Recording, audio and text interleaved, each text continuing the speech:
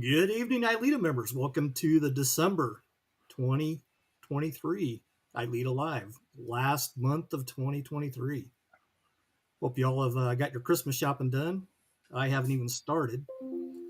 Some exciting news 95 days until the ILEETA conference, which is we're under 100. That's good news. So I know you didn't join in to hear me talk about how many days we have the conference, but we have Joe Willis, Todd Fletcher, and our special guest, Angelique Huth. And we always kick this off by having our guests give their bio. But before we do that, I wanted to congratulate Angelique on her award that I just read about today, National New Teacher of the Year Award, I guess, from the Association of for Career and Technical Education's Trade and Industrial Division. Is that correct? That's right. Well, congratulations. What a huge honor. Thank It's you. It awesome. was super exciting.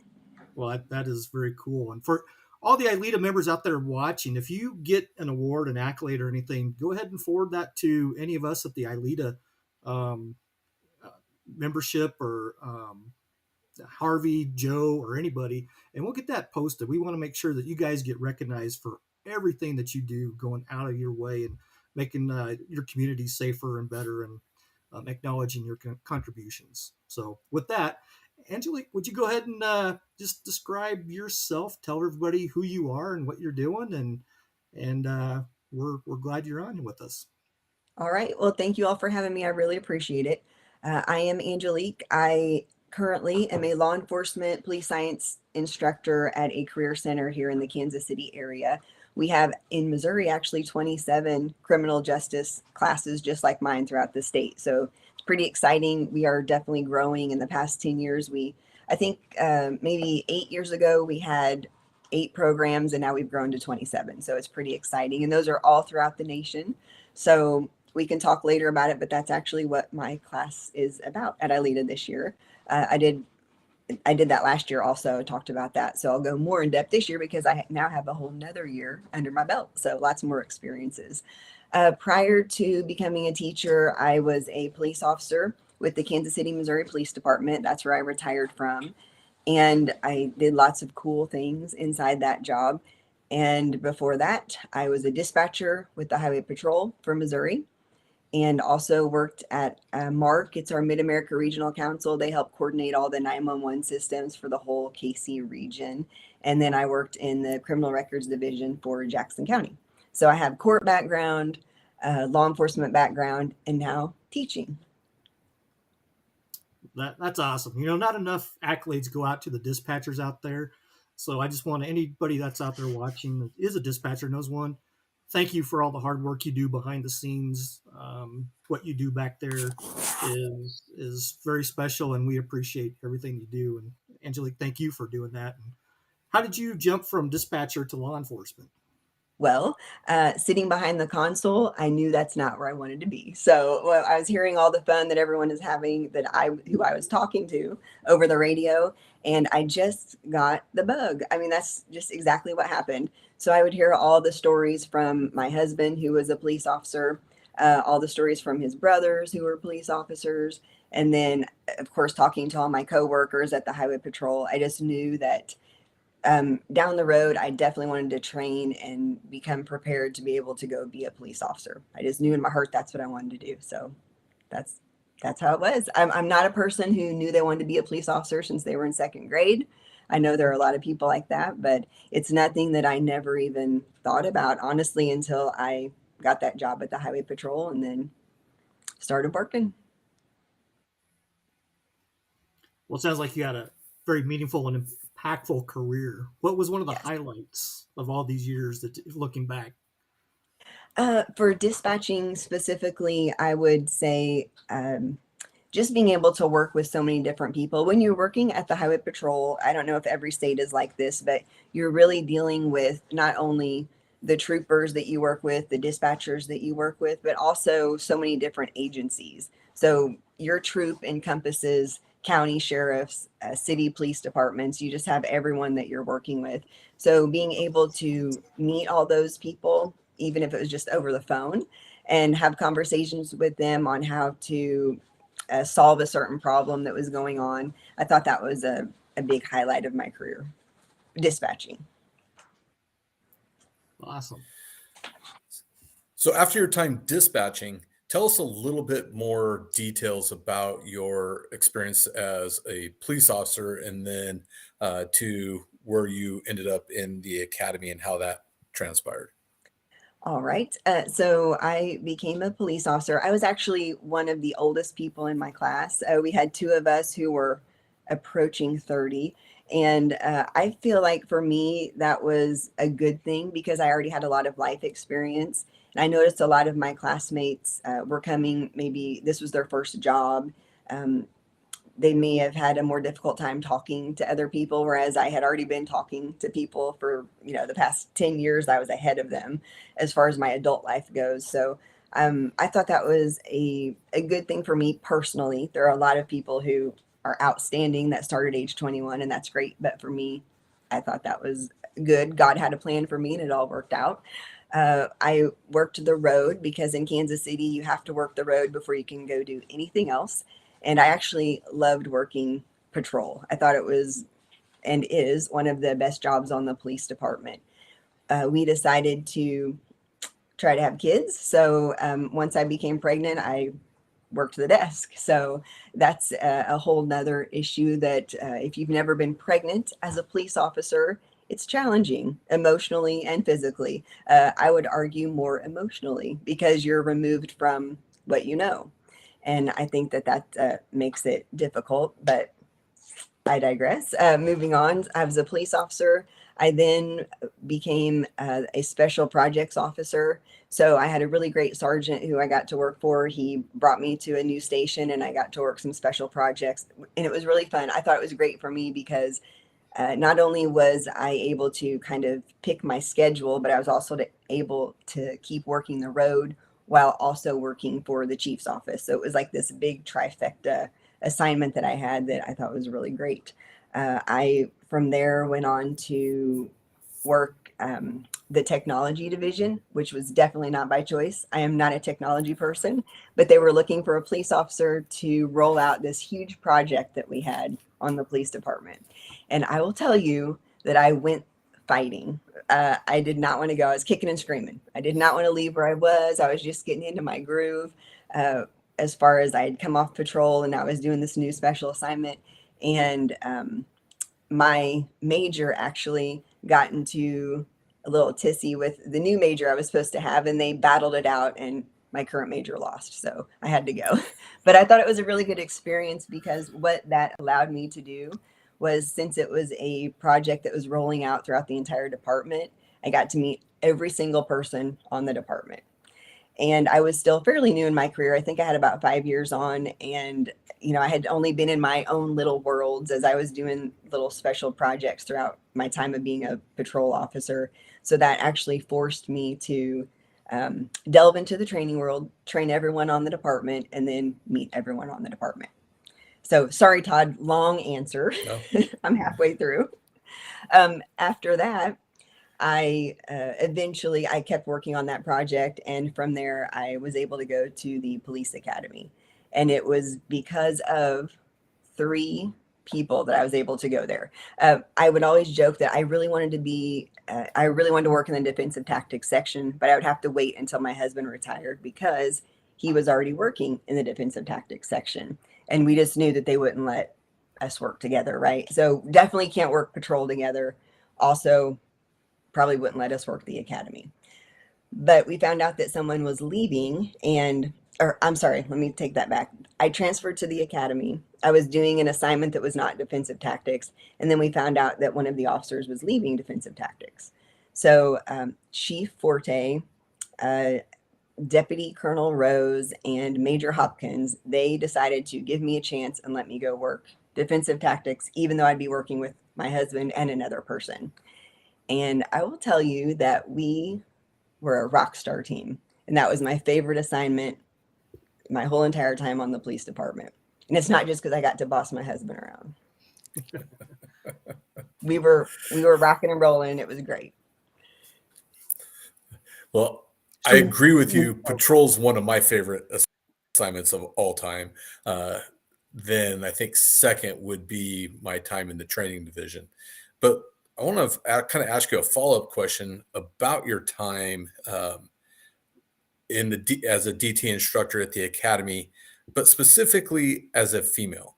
What were some of the challenges, good and bad, that you faced as a female going into one of the hard skills, so-called hard skills, firearms, defensive tactics, emergency vehicle operations, DCCC, those kinds of things. But as a female going into a hard skill as a lead.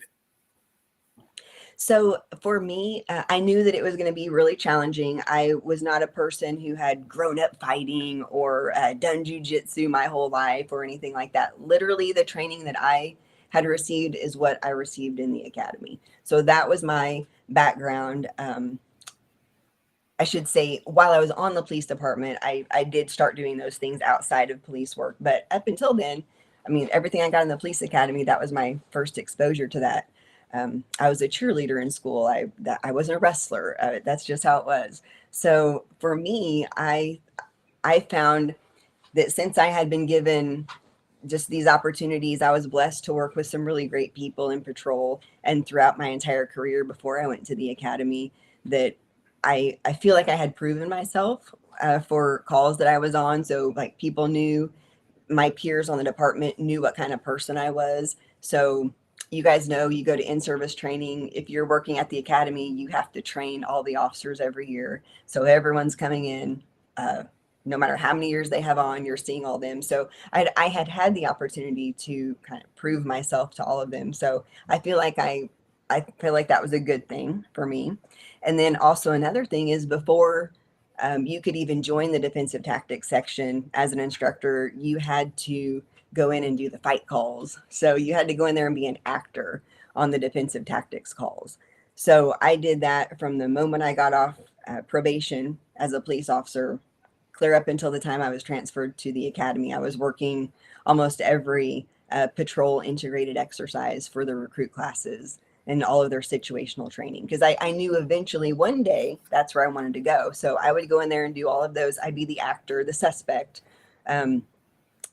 or caller. We'd always have both of those on the call, and I would do either one of those and just make sure that I could prove myself and make sure everyone knew that I could do the job.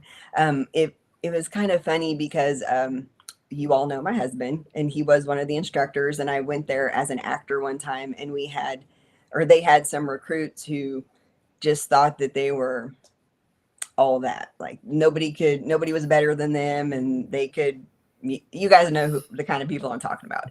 So what they decided to do was have me be the suspect for these really big guys. And the whole point was just to let them know that sometimes it's hard to get even smaller people in custody. So that's what we did. And it was hard for them to get me in custody. And it's not because I was stronger than them, because size always matters, but all I had to do was be squirrely and flexible. Sometimes dynamite comes in small packages. That's right. Well, Joe, I don't know if that microphone is supposed to be Kansas City red or if it's supposed to be for Husker red. So I'm guessing Kansas City. Yeah, we'll go with that tonight. Hey, you mentioned you guys were a rock star team. Now, I've seen the two of you teach together. What made that work in that environment? I'm just kind of curious. What was that rock star team? Tell us about it. So it was Mike and another guy named Chris Vandraska, and those two were already there when I arrived.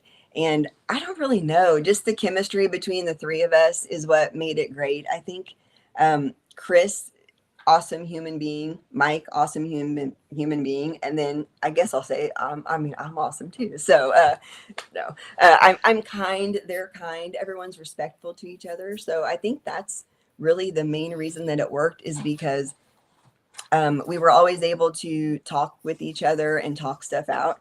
They by no means went along with everything that I said, because I will tell you guys, I'm an idea person. So I like just throwing out ideas, and I want it to happen right now.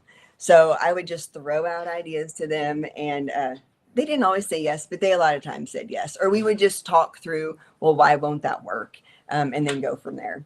So I think that may have been one of the big reasons that it worked. And then you take the fact that all three of us had equal passion for training police officers and keeping them safe. So we weren't, Chris, he is bigger than Mike. He's a big tat guy. That's where he came from. I mean, he's always in the weight room lifting weights. And then Mike, and then me, and then me. So we had three literally different physiques there, and then three different personalities. We were all three very different personalities, but we just decided to take each of our own strengths and make it work toward each recruit class or each in-service training class. And we not only did the physical stuff, which we can talk about later, but we also incorporated mental well-being, and we did fitness and health. So we just incorporated everything throughout every aspect of our training, and we all wanted to do that. So I think that's why it worked. I would love to circle back around to all of that integrated holistic stuff you were just talking about. And I think there's, a lot to be said when we go into those DT environments and everybody's built like a brick, and it is, how can they put a hurting on you? It sends the wrong message. And, I was just having a conversation the other day with Brian Willis that what we need to be working towards is the average officer, average offender, average offense, right? And how are we training for those things in the most effective ways? And it sounds to me like you kind of built that dynamic team around that. What would you say were some of the hallmark kind of most memorable moments of your time in that position? If I understand correctly, you kind of had a lot to do with equipping and accommodating fellow female officers. And so I'd kind of like you to expand on some of the stuff you did there. I think you wrote an article about it recently. Yeah. And Todd, I'm sorry I didn't fully answer your question earlier about that. So yeah, just to expand on that. When recruits would come in and we would help them get fitted for their vests. So if they're getting ready to go out and they're getting ready to graduate. So a lot of them would have questions like, well, why do I have this vest? It's just flat. I mean, it doesn't really fit me, blah, blah, blah. So we would tell them, okay, well, you need to have a female vest. I mean, there are some things that are different. While we're all doing the same job, we all have the same requirements, we all have the same standards, there are some differences. So whether it's you need a different grip on your handgun, you need a different size PR, maybe because you're a shorter person. I mean, that goes male or female, right? But when we're talking about a vest, females have, different body parts than males. So you need a different vest. And that's just to help everyone out. And so the officer can be the safest that they can be. So those are just a couple things that I can recall us doing off the top of my head.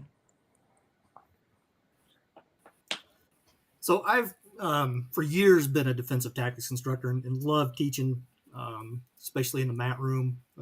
As I get older, my body is kind of wearing down, and body parts aren't working like they used to. And so my second passion is teaching instructor development. But when you teach, what is the challenge between teaching in service and basic training? And how do you kind of get over those challenges, especially within service? So for me, the biggest generality I saw was that one wants to be there and one doesn't. That's the biggest thing, unfortunately. And I should say as a whole, the best part about in-service training are the people who come in there and actually want to be there.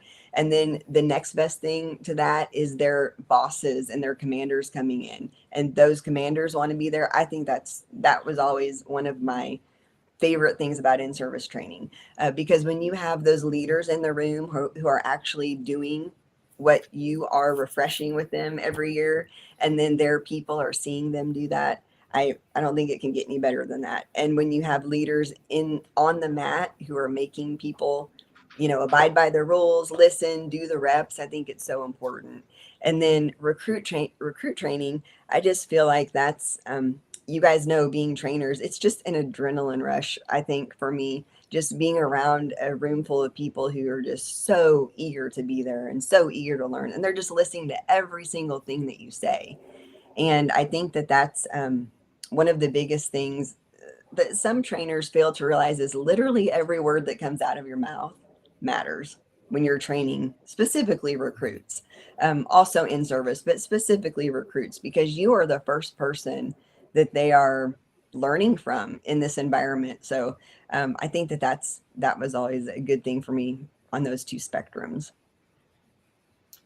As you Uh, complete the insert or the basic training with the recruits, kind of on your final day, what are some words of wisdom that you have imparted on those new officers or Uh, recruits? we always, honestly, they probably would call me a nagger or being naggy, but we always said just keep training. Honestly, we tell them like start every shift with doing 5 reps of handgun retention, or just pick something where every single day you're learning something, whether maybe it's a new law or maybe it's a repetition, maybe you're putting handcuffs on, maybe you go a week and you don't handcuff anyone, then you need to do some reps of handcuffing. Like, don't let a week go by where you don't put handcuffs on and take handcuffs off of someone, because you're going to lose it or you're not going to do it right the next time that you're going to have to do it. And it's just not safe and you can get sued and the list goes on. Sure. One Joe? of the things that I noticed about you, and you've talked about this, kind of hinted on it, is your energy, passion, and enthusiasm for training. Where did that, number one, where did that come from? And number two, how do you keep nurturing that enthusiasm over time? That is a loaded question, Todd. Okay. So I don't know. I've always been energetic and I don't know why. I feel like I used to be, I think the word would be fearless. I feel like it changed when I had kids. I don't know how that is for everyone, but I was contemplating my life recently and like, when did I become not so fearless? And I think that's when it was, because now you have other people relying on you, right? So it's like, oh, maybe I shouldn't do that. I never did anything crazy, but like, maybe jump off a cliff into the lake or something like that. Silly stuff like that, right? Uh, I would we I grew up poor and we didn't have a lot when I was little, and which was totally fine because I had a really good family, so I was very fortunate about that. But I learned early that you need to work hard. I mean, you need to work hard to get by and get what you need. So that's what I did. I was always just very energetic from the time. I mean, I worked from as early as I could, but when I turned 16, I had always had 3 jobs and was always going, going, going. So I just thought that I've always been that way and I don't know why, but even leading into my professional life now, I've just always been that way. I think I've slowed down a little bit in the last 3 years, but for the most part, no one will ever be able to outwork me. I've always made that my mission. Like, you will not outwork me. I don't know why, Todd. Well, It's that's the just the way it hard is. work side of it. That's the hard work side, though, but that doesn't necessarily bring the passion to it that you obviously have. Uh, Yeah. and it sounds like the group that you had at the academy teaching DTs also had that passion. How do you keep nurturing that passion over time so that the when you're done with this class, you bring that same passion, that same level of energy and enthusiasm to the next group of students, even though you've done that program with little changes along the way, but it's basically just evolved over time, but it's basically the same. How do you keep that passion for that next class, that next student? For the biggest thing for us, I think it was always just having conversations with each other, like with my cadre, and then reminding each other why we're doing this. Okay, so like, of course, someone's gonna say, I mean, it's 6:30 in the morning. Someone says, "Oh, I do not feel like doing handcuffing today." Okay, I'll do it. No big deal. I'll do handcuffing today, and then maybe that afternoon they're back on track. So maybe it could be something as simple as that. And I think for me personally, it's always the reason to have that passion is just like my own personal thirst for knowledge. I think I'm always wanting to know, well, what can I learn from this recruit that's going to help me with the next class? Because there's going to be another recruit who has the same issue as someone in this class. So how could I teach differently next class to maybe get that point across without someone feeling confused or not understanding why we're doing something. I think that was a big thing when I did join that PTDT squad with Mike and Chris. Was they had a great program. Them and their other coworker, they had a great program going. But I think just me bringing a different perspective is probably what helped us up that program there and helped us just see different ways of thinking.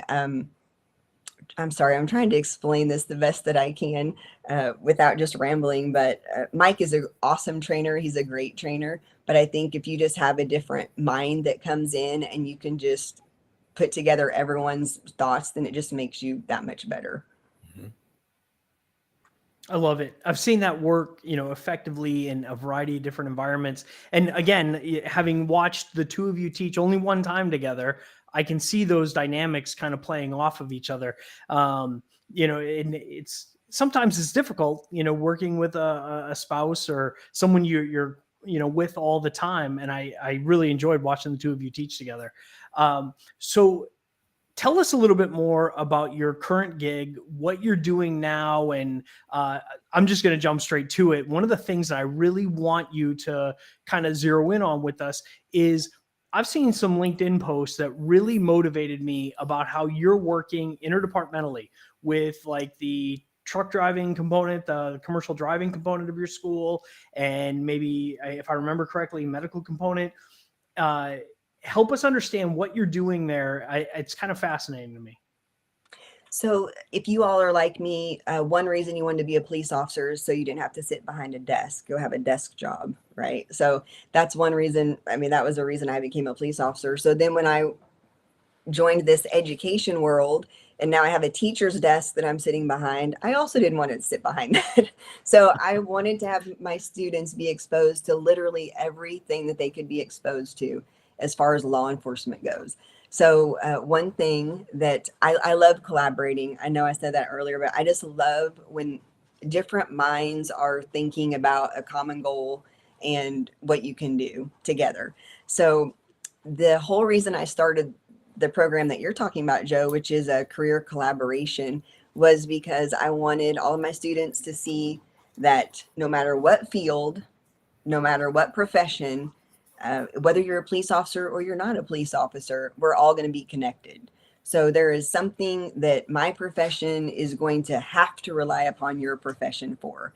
And I really wanted to get that point across to them. So I got a hold of several of the teachers in my school, and we have 19 different programs, if I counted right, 19, and we came up with some things that we could do. So just a couple of those were, like you said, the diesel program. What we did was traffic stops on a diesel truck. So my students did a traffic stop and they just learned the safest way to approach a semi tractor trailer and how to do that traffic stop. We did or partnered with the auto tech class, and we learned how to check the brakes, check the air in the tires, check the oil. Now, those are three things that you have to do in your patrol car every day, or I think you should probably. But I know I was never taught those things when I was in the police academy. They do it now at my police academy, but they didn't do it when I went through, and I didn't know how to do it. So it was something I definitely had to learn on the job, and I for sure didn't know how to do it before I was a police officer.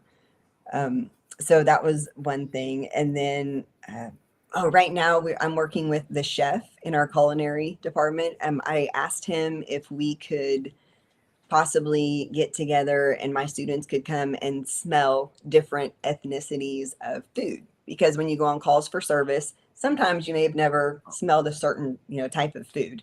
I know that happened to me a couple times in the field. So I asked him if we could do that, and he said, well, how about we just cook something together and then you guys can all eat? And I said, well, that sounds even better. So that's the next big one that we're doing next year. So we're going to do that, or sorry, next semester. So that one's going to be fun. So very cool. What are you learning from that? So, I mean, I can see literally the passion just kind of, shining out of you as you're conveying these things. And it's really cool to watch as you post these on LinkedIn. And, just, I mean, for instance, a traffic stop on an 18-wheeler, who knows, they may end up working one of those enforcement units that works with them regularly, but it's just a good idea to have experienced at least once before you do it. And so there's so many things there. What are you learning as the facilitator and instructor? What are you getting out of it? So for me, I'm seeing a lot of things where I know sometimes it's hard to know why people don't know something. So if you're teaching something, you think they might already know something, right? So you're like, oh, well, they already know that part, so I don't need to include that because everybody knows that. Well, that's not always the case. So I just make sure, and that's actually something that I learned in the police academy, teaching recruits, is just don't assume that everyone knows everything because we're all coming from different backgrounds, right? So that's been the biggest thing for me, is be able to dial that all the way back whenever we're teaching those collaborations that we're working on. And so, for example, the diesel one, we'll have a car, or I'll walk by right where they are, where they're stopping or talking with the driver of that truck. And I'll say, okay, well, here's a car. Everyone pay attention. Here's a car coming right by this police officer. So guys, when they say, move over, this is what they're talking about, right? This is why we need to move over. So those are all things like that, I think, are the things that I'm getting from it, just to make sure that you include everything, because not everyone's parents are telling them, hey, you need to do this, or hey, don't do this. So I'm able to include things like that. Very cool. So I asked you the difference earlier between recruits and in-service. What has surprised you most when you got out of law enforcement? Now you're teaching in a whole new different setting other than a law enforcement department. That one has been challenging. uh, the this So I thought that teaching a high school class, people would be even more eager than the recruits were, but it's kind of like a middle between in-service and recruits, because you have some students who truly, yes, this is all they want to do and they want to be there. You have others who are just exploring, do I want to be in law enforcement? And then you have others who they just want to be in the career center. They didn't care what class they were in. So it's like a mixture of those two things, of in-service and recruit training. So seeing all that has been kind of eye-opening for me. I wasn't expecting it. I'll say that. Sure. It sounds something that would be fun. I think I would enjoy that. Yeah, it is really exciting, and it's really good to see. I love the questions that they ask. That has been the best part, because sometimes recruits are scared to ask questions, is something that I noticed in the academy. And that's why we always tried to make it a very like safe environment, so they could ask anything they wanted. Of course, we had structure. We were very structured with our program, but then we also had, okay, everybody take a seat on the mat. We're having discussion time, and we're talking about this topic today. And we talk about hard topics, and we say, ask whatever you want. Anything that you're curious about, ask us. And we would do that. And that's been one of the great things to continue with, as far as me personally, is now I still get to do that in it, but it's just in a new setting with new questions. And I love all their questions, because we watch all kinds of videos. We watch good officers, we watch bad officers, we talk about all of it. I don't want them to be confused about anything. I don't want them to think, oh, every officer covers everything up, we're all hiding bad officers, stuff like that. And the things that they've said in response to our discussions have been kind of, some have been sad, like, oh my gosh, I can't believe people actually think that way. And then some have been really great. Very cool. Todd? You're kind of in a unique situation here, and so as far as your background and what you're doing now, and I kind of want to ask you a question. One of the things that we're struggling with in the U.S. and in Canada is recruitment and retention. And you've been a recruit, you've been through the academy, you've been a police officer, you've been in multiple positions within as a dispatcher and just as a law enforcement officer. you taught at the academy and now you're teaching. From your perspective, what can we do to, I don't know, recruit, um, I don't want to say better people, but more excellent candidates for our profession? Because I think, we're doing this, and I think we're all passionate about it. The your passion for training just screams, comes off the screen just in waves. Since we're all very passionate about this, what can we do to make our profession through recruitment? For me, I think it sounds so trivial, but it's just making connections with people. I mean, that's the biggest thing. I would ask law enforcement to, if someone like me calls your department and says, "Hey, I have a group of kids that want to come and do a tour. Do you have somebody that could walk us through your station and maybe spend 15 minutes talking to us and answering some questions?" Uh, to me, that makes a world of difference. I've got kids in my class who, I say students, they're 11th and 12th grade, so they're almost adults. Some of them are adults. But I've got students who will say, "Well, Mrs. Huth, you're nice. I didn't know police officers were nice." Like, everyone's an individual, like everyone's their own person, but yes, there are nice police officers. I mean, so I would just ask that, just ask officers to to go out of their way and be proactive making the connections. Or maybe you don't wait for someone like me to call your school. Maybe you reach out to a career center and you say, "Hey, can I come and talk to your class? We are, as you know, recruitment is down and we're trying to get our information out there about our department. We really want to, create some good relationships with our young people." And I think those, I mean, again, it sounds trivial, but it's just so important to do that. And it's so simple to do. I mean, respectful communication is one of our biggest things that we talk about. I did it in the academy, I do it at school. You're going to use it everywhere. It doesn't matter. You don't have to be a police officer to be respectful to people. And just making those relationships and having those conversations, it lets those students know, or those potential applicants know, that, hey, maybe that's a good department to work for. They took their time to come and talk to my class, or they took time to let me come and job shadow. They let me sit in dispatch for an hour and it was so cool. They'll be talking about that for 6 months and they'll remember that when it comes time to go, put in applications in the real world and professional world. And I think So you're you're right, and it goes seeing, back to oh, go something ahead. you've already said, right? And that is, you don't know, as a teacher, trainer, instructor, coach, mentor, you don't know what you're going to say that's going to stick with somebody. So you got to be careful about what you say, but something's going to stick. And maybe by doing more of those things intentionally, maybe we can help our own. But from just kind of as a follow-up question, from what you learned from your students at the academy level, what brought them um, into our profession, and what are their expectations moving forward? From what I saw, I think what brought them in was the excitement. And I think that brought a lot of us in. It was just the excitement of the job.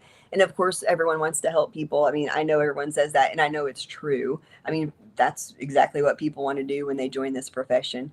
But the excitement, the flexibility, the not sitting behind a desk, being stationary, I mean, all of those things are what, in my experience, brought recruits into the academy. And I think that just continuing with that, keeping it as a fun environment. I mean, you have to have great leaders on your department who are willing to work with their officers, let their officers attend training, bring in good training for their officers. I know money's always an issue, but if you have leaders in the department who are willing to continue fostering that growth for those once recruits who all they want to do is be a police officer and serve their department to the best of their ability, I think that's what's going to retain people. Thank you. Hey, so you're seeing these folks day in and day out, and we know there's a plethora of stereotypes about the incoming generation and the next generation, Generation Alpha, and all of those things that we hear often being thrown about. And you're in the ideal position to see how much of that's true, right? And I'm assuming you've heard some of these stereotypes. What I'd like to know from your perspective is what can the agencies who are receiving these young men and women expect from them that you've seen? And yes, there are some generational differences, sure, but what can they expect from this incoming generation? Well, you probably all attended a police academy where you don't ask questions. I'm just assuming. Maybe you could ask a lot of questions. I don't know. I know we couldn't when I was in the academy. And I think that is what the biggest difference is between when we went to the academy and when people now will be going to the academy. They ask so many questions. It's refreshing. All they want to do is understand why. And that was one thing when Mike and Chris and I were doing our training at the police academy. We always explained the why. And for me, I had to know the why. I couldn't do something to my full ability until I understood the why. And it might take me a little bit longer to figure it out than someone else. Um, but I needed to understand it before I could do it. And that's what I see the difference being between the generations is they just need to know why first. They're not being, um, what's the word I'm looking for? They're not trying to be disrespectful. They're not trying to be insubordinate. They're just simply, their brains are working differently than ours, and they're just trying to understand why. What advice would you give the leaders that are about to receive these folks? So you kind of alluded to it there, but I'd like for you to kind of put a little bit more on that, expand on that. They're coming in. I'm about to be their FTO or their supervisor, their shift supervisor. What advice would you give me besides they're going to ask you why? What advice would you give? I would say be patient with them. Honestly, if you can act as if it's your own kid asking you questions, I mean, always keep that in the back of your head. Same with like if you pull someone over in a traffic stop, right? Act like it's your mom and theirs. I mean, how are you going to talk to them, right? That's what you want to do. How are you going to talk to this person? How are you going to give your recruit the show them that you respect everything that they're saying, you respect everything that they're asking. Just think about the tone of your voice and everything that you're doing, and make sure that you're understanding. You have to understand what training they just received, right? So gone are the days where you can say, oh, forget everything you learned in the academy. I don't know why that was ever a statement anyway, but I know it was a statement on a lot of departments. Forget everything you learned. I'm going to teach you everything you need to know now. It's just not acceptable. You just can't do it. It's how you wind up in court, and it's how you get officers fired. You just cannot do that. So if you're an FTO, you have to respectfully communicate with your recruit, and you have to know what they were trained on. And maybe they learned something that you didn't learn, and you need to go learn it. Because if you don't know it and they're doing something, we saw that happen a lot of times. Granted, we had trained everyone on it, right? Because we don't let a year of in service go by. If we have a new technique that we're teaching, you learn it that year in service, right? So everybody's on the same page. So, but if there's something that you don't know about that they're teaching at the academy, then you got to go know it, or it's going to cause problems for you and your recruit. I think intentional positive actions by law enforcement goes a long way with our younger, well, anybody. It doesn't matter how old you are. I go out of my way to find positive law enforcement news and post all that stuff. And I think about you and Todd having a discussion about, coming to the police department with the kids. But what really sparked my light bulb moment when you said that was that picture. I think we've all seen it. That picture of a police officer fixing a young man's tie or tying a young man's tie that was going to prom or one of those school events. It's little interactions like that are so meaningful, and I think it's good to share those things, especially with the younger generation. Um, them seeing us law enforcement with a heart and a person behind the badge, I think is important. Um, I just got to ask, we see all these TikTok videos. I know there's good, bad. I have my thoughts on them, but from your perspective, from the kids, young adults that you deal with, is that something that they like to see? Is it benefiting them, showing a positive side of law enforcement? Yeah, from what I've received from them, the feedback has been really great. Some of them, I've got a girl in my class who her family hates, despises, cannot stand the police. So she decided that she wanted to come and learn about the police. She thought, well, maybe my family's not totally right. Maybe I can come and learn something in this class. And she's a great student. I mean, she's not being defiant to her family. She literally had a thirst for knowledge and wanted to come in and learn about the work of police officers. So I know just as a whole, they really enjoy seeing those stories. And they also like seeing things that maybe we can do better. And then they like giving their opinions on how we could have done better, like in a certain scenario. If we'll watch a video like, oh, what could the officer have done differently? And then they'll throw out their opinions based upon what we've learned so far in the year. And they just really like that. And you can really tell that they're thinking and they really have some good thoughts. Sure. So somebody made a comment about, I think it's the academy words. If those words are spoken, a major disconnect between the academy and FTO.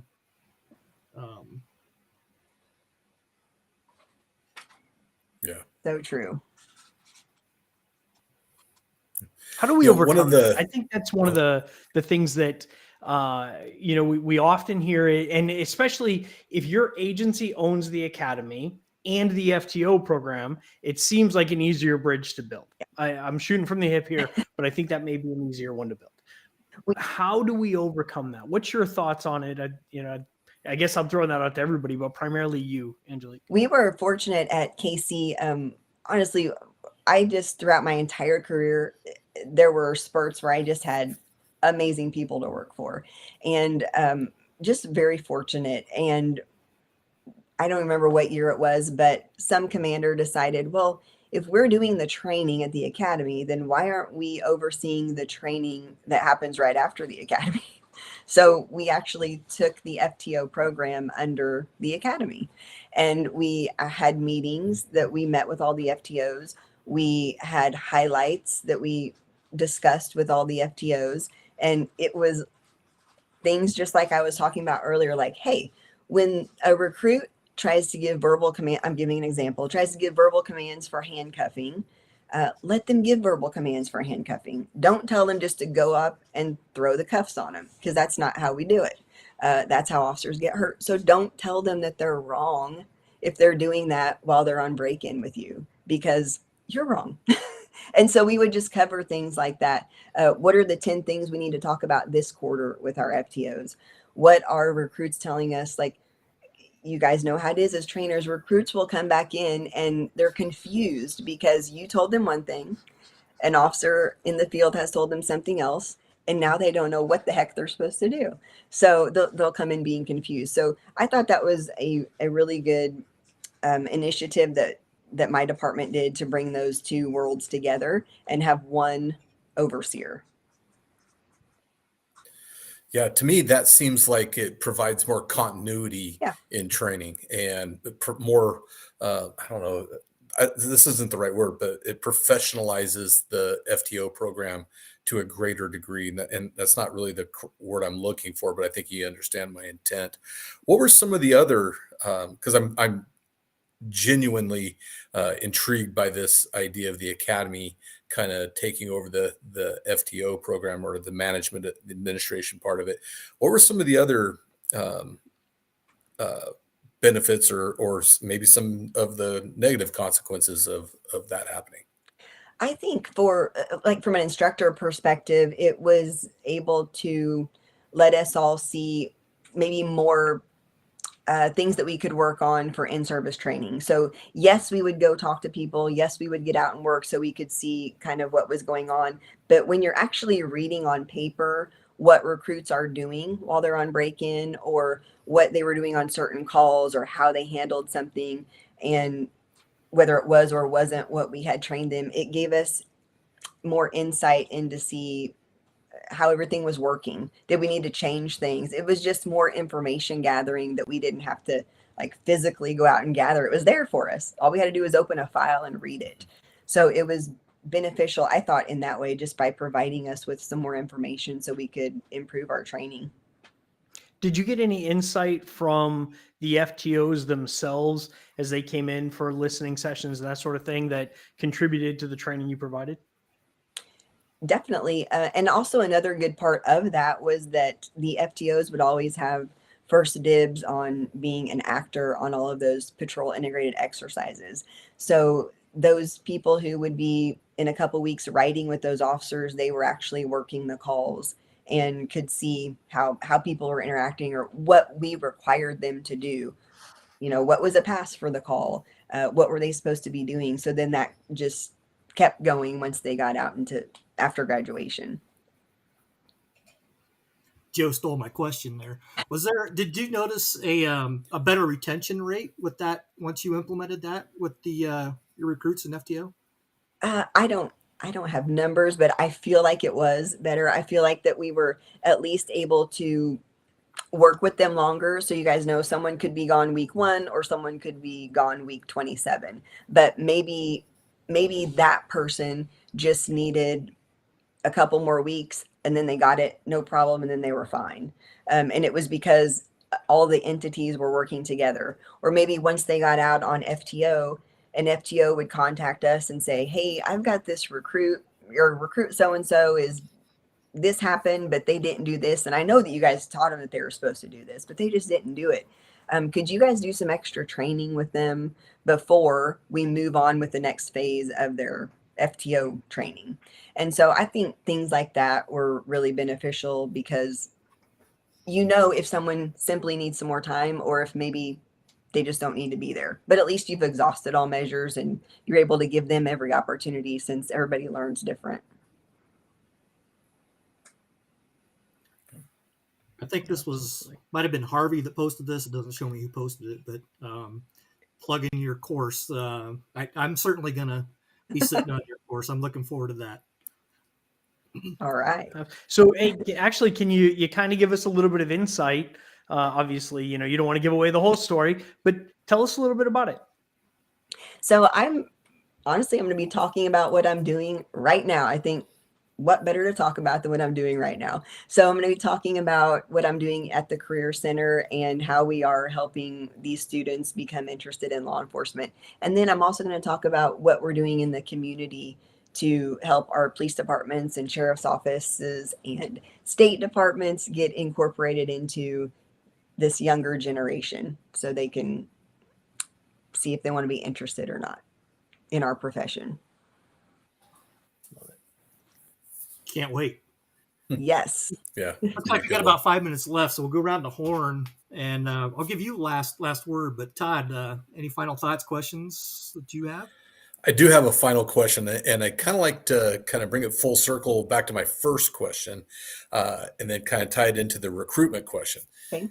How do we recruit, retain, and get more women interested in becoming field training officers, DT instructors, firearms instructors, FTOs, academy instructors?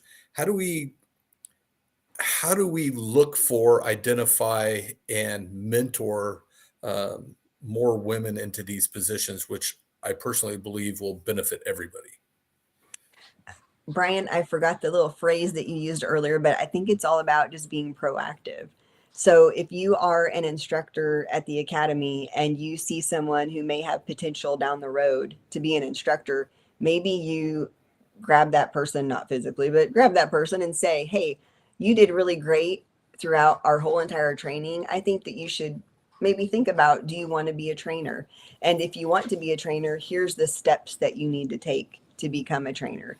I know for me, I knew in the academy, Todd, I'm sorry to say this, but firearms was my most stressful part of my academy. I had never shot a gun before I went there, and I found that to be very stressful.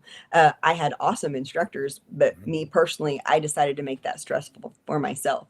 And I know a lot of people think that about defensive tactics training, or you name it. Everybody has their own thing in the academy that stresses them out. But if we are able to just reach out as instructors or even as peer officers and just say, hey, here's what you need to do. Again, that's what did it for me. I knew I wanted to be a DT instructor someday. So as soon as I graduated the academy, as soon as I got off probation, I decided to find out what I needed to do. And then that's from that path, I just did everything that I needed to do for the next decade to become an instructor. So, but then I also had people helping me along the way, of course. So people who I was very fortunate to be around. Joe, final awesome. thoughts, questions? Thank you. Yeah, Todd stole my question, so now let me do my best to steal yours. Hey, I couldn't agree more with what I'm guessing that maybe Dwayne DW ILEETA, but the that upstream piece of it. What a great piece of information there, and this kind of goes to that point. So out there are I don't even want to put a number on it of people who are in similar positions to yours at the academies, at the high school programs. There are some great progressive high schools out there doing programs very similar to yours. It was 11th, 12th graders. What advice would you give them about ILEETA when they're trying to convince their administration that this is worth it for them to become a member year round? Because again, ILEETA is a great organization that just happens to have a phenomenal conference.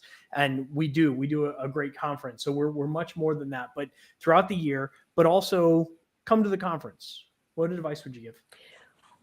For me, being outside of law enforcement now, it's so important to stay relevant if you are still involved with training law enforcement. So I look at training students, training officers, which I still do also.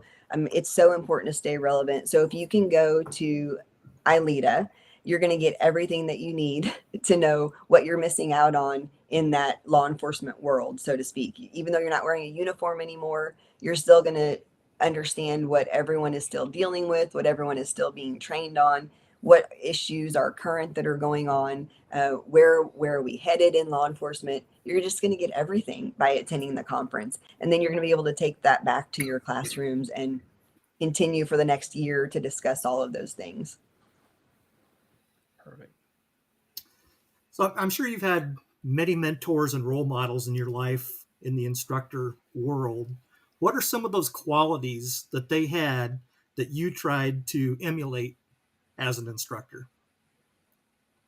That is a good one, Brian. Okay, I will say for me, I am always intrigued by the passion for training. I mean, I think it's just so important. If you are ho hum when you walk in the in service room, if you walk on the mat and you don't want to be there, everyone knows you don't want to be there.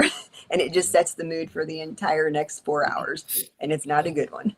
So if you do have passion, that's always something that I have definitely looked for. And then doing things the right way. So if you say, that this is how you train and you say that this is the way that you're supposed to do something, then you better be doing that. If you're out with your uniform on working the street, that better be how you do it too. So you have to be able to do, if you're training it, you got to do it. So that's what I've always looked for. Excellent. Powerful. I do have one more question. What's the best barbecue in Kansas City? Oh no, I knew you were going to ask me that. Oh no, I do not know. I better not pick one because there are so many good ones. That's because it's in Texas. That's why it's in Texas, not Kansas City. It's in Texas. Now, I know Chip's best barbecue. Chip and I have the same favorite spot. Jack Stack is my favorite. It is good. Lots of good ones. So before I give you the last word, before we sign off, I just want to remind all the ILEETA members that shortly the final ILEETA journal will be coming out for this year, the final 2023 ILEETA journal.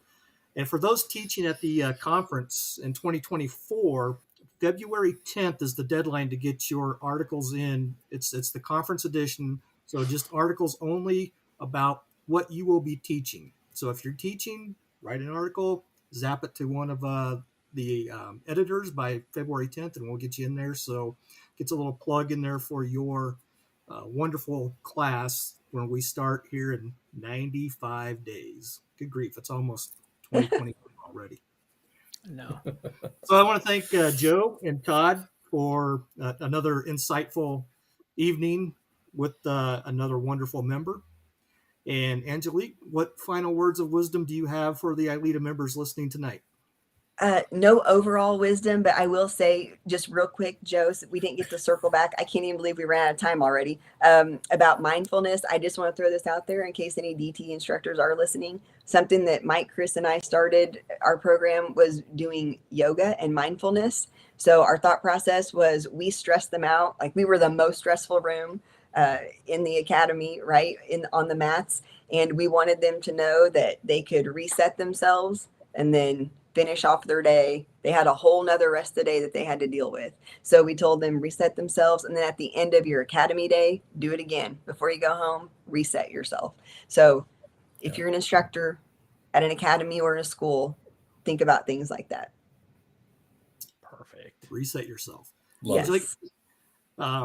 Hang on one second while we close out. But you all have a wonderful night. Happy holidays, Merry Christmas, Happy New Year, and we will see you in January of 2024. Have a great night.